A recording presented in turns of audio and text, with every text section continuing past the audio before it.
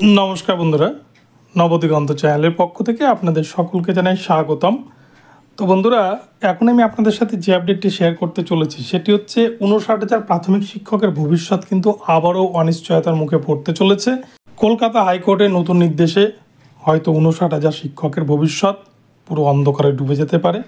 তো কি হয়েছে এই নিয়ে জাস্টিস রাজাশেখর মান্থা আবার কি জানালেন নতুন করে, সমস্ত কিছু আপনাদেরকে প্রমাণসহ এই ভিডিওতে দেখাতে চলেছি। আপনারা সম্পূর্ণ ভিডিওটি দেখুন, ভিডিওটি আপনাদের জন্য ভীষণ গুরুত্বপূর্ণ হতে চলেছে। তো চলুন তাহলে না বিস্তারিত আপডেটটি এবারে দেখে নিই। তো প্রথমেই বলি বন্ধুরা, ৫৯,০০০ প্রাথমিক শিক্ষক আপনারা জানেন ২০১৬ সালে ২০১৪ প্রাইমারি টেটকে কেন্দ্র করে ৪২,৯৪৯ নিয়োগ হয়েছিল। ২০২০ সালে ১৬,৫০০ নোটিফিকেশন ছিল, কিন্তু সেক্ষেত্রে কিন্তু প্রায় ১৩,০০০ মতো সব মিলিয়ে নিয়োগ হয়েছে। এবং ২০২২ সালে এই যে ৯,৫৩৩ প্যানেল, এই প্যানেলে কিন্তু প্রায় ২,০০০ মতো ক্যান্ডিডেট যারা কিন্তু ২০১৪ প্রাইমারি টেট থেকে পাশ করেছে। সব মিলিয়ে প্রায় কিন্তু ৫৯,০০০ মতো প্রাথমিক শিক্ষক যারা ২০১৪ প্রাইমারি টেট থেকে ধাপে ধাপে বিভিন্ন নিয়োগ প্রক্রিয়ায় তারা চাকরি পেয়েছে। তো এই সমস্ত ইন সার্ভিস টিচারদেরকে নিয়েই কিন্তু চিন্তার ভাঁজ প্রাথমিক শিক্ষা পর্ষদের এবং তার সাথে সাথে কলকাতা হাইকোর্টেরও। কেননা আমরা যদি এই বিষয়টা নিয়ে দেখি তাহলে একটু ভাবলেই বোঝা যাবে যে যদি টেটটাই না বাঁচে, যদি ২০১৪ প্রাইমারি টেটটাই না বাঁচে স্বচ্ছতার কারণে,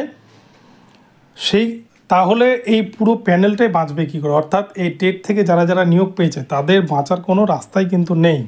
তার একটাই কারণ যে ২০১৪ প্রাইমারি টেটের সমস্ত রকম ডকুমেন্টস প্রাইমারি বোর্ড নষ্ট করে ফেলেছে। সিবিআই যখন তদন্ত করতে চাইছে কলকাতা হাইকোর্টের নির্দেশে, সিবিআইকেও সেই তদন্ত প্রক্রিয়ায় বাধা সৃষ্টি করছে প্রাইমারি বোর্ড। তারা চাইছে না কোনোভাবেই যাতে এই তদন্ত প্রক্রিয়া চলে।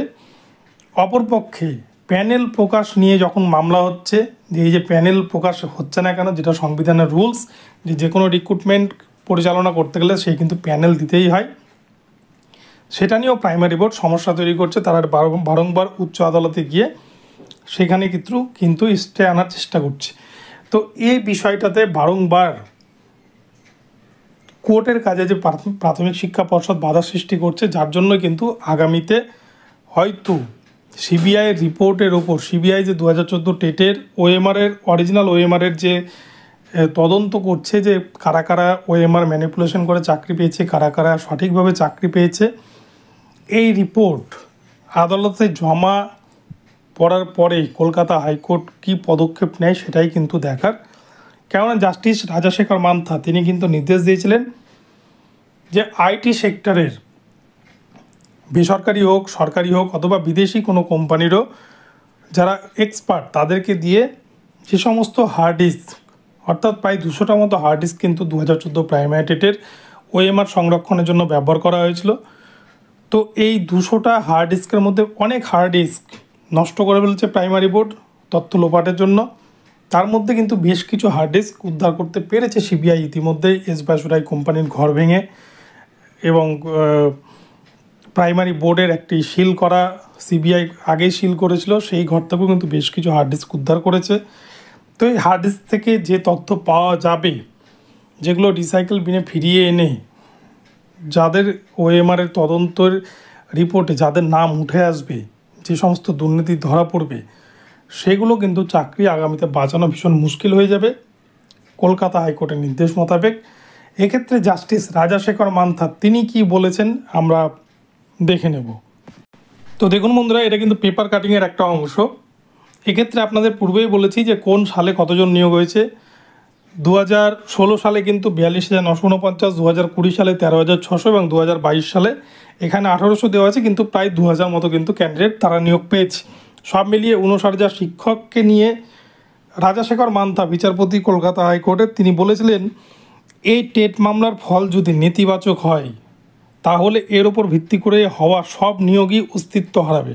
বিচারপতি রাজাশেখর মান্থা, অর্থাৎ বিচারপতি রাজাশেখর মান্থার এই যে গুরুত্বপূর্ণ মন্তব্য, এই মন্তব্যটা কিন্তু বিশেষ তাৎপর্যপূর্ণ, এবং এই মন্তব্যের কিন্তু মন্তব্য করার একটাই উদ্দেশ্য যে প্রাইমারি টেটের যেরকমভাবে দুর্নীতি বেরিয়ে আসছে এবং যেভাবে সিবিআই রিপোর্ট জোগাড় করছে তার ফলে কিন্তু প্রাথমিক শিক্ষা পর্ষদ তারা নিজেদের জালে নিজেরাই জড়িয়ে পড়ছে।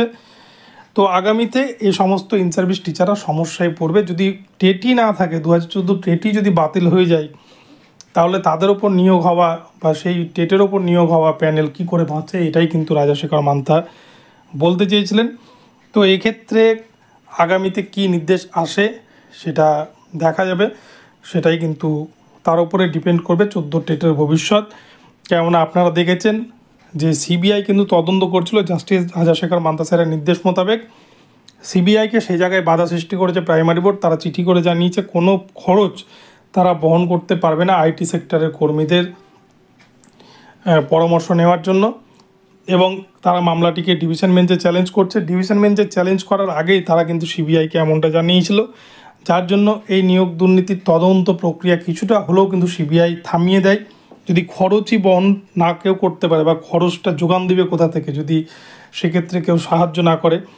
তো এই প্রসঙ্গে ডিভিশন বেঞ্চে তারা মামলা দায়ের করে এবং প্রসেনজিৎ বিশ্বাস এবং হরিশ-টান্ডন স্যারের ডিভিশন বেঞ্চ সিবিআইকে জাস্টিস রাজাশেখর মান্থার নির্দেশ মোতাবেক তারা কিন্তু এই তদন্ত প্রক্রিয়া চালিয়ে যাওয়ার নির্দেশ দেন।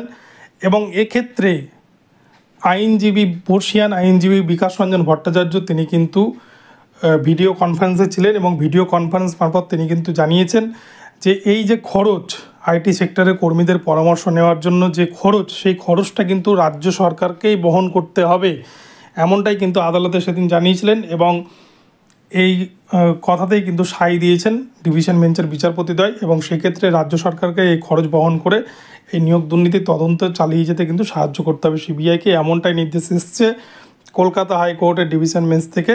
তো সেক্ষেত্রে এই ওএমআর মামলার তদন্ত প্রক্রিয়া কিন্তু ডিভিশন বেঞ্চের নির্দেশ মোতাবেক আবারও শুরু করেছে সিবিআই। এবং প্রাথমিক শিক্ষা পর্ষদের যা মোটিভেশন, তারা কিন্তু এই রায়কে চ্যালেঞ্জ জানিয়ে বা ডিভিশন বেঞ্চের রায়কে চ্যালেঞ্জ জানিয়ে তারা কিন্তু আগামীতে সুপ্রিম কোর্ট যাওয়ার কথা চিন্তাভাবনা করছেন। তো আগামীতে এই নিয়ে কি হয়, আদৌ সুপ্রিম কোর্ট যায় কিনা প্রাইমারি বোর্ড বা ডিভিশন বেঞ্চের এই নির্দেশকে তারা মান্যতা দেয় কিনা, বা সিবিআইকে তারা কতটা সাহায্য করছে এই প্রাইমারি নিয়োগ দুর্নীতি তদন্ত খুঁজে বের করার ক্ষেত্রে, সেটাই কিন্তু সবথেকে গুরুত্বপূর্ণ বিষয়।